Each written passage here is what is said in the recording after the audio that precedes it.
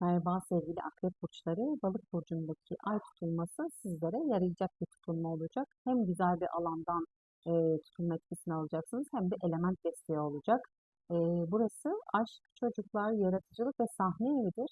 Dolayısıyla burada gerçekleşecek olan bir tutulmayla birlikte sizlerin görünürlüğü artacak. Aynı zamanda da çocuklarınız varsa çocuklarınızın hayatında da güzel gelişmelerle ilgili haberler alabileceksiniz.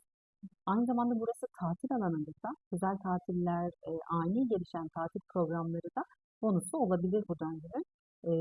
Diğer yandan hobileriniz varsa hobilerinizle alakalı da bunları bir paraya çevirme, bir gelir kapısı olarak değerlendirme şansı da yakalayacaksınız. Sadece burada Uranüs 8. evden sert bir açı atıyor. Finansal dalgalanmalar yaşama potansiyeliniz var. Dolayısıyla burada yatırım yaparken borsa, kripto gibi alanlarda çok büyük riskler almamaya özen gösterin. Şimdiden güzel bir tutulma olmasını dilerim.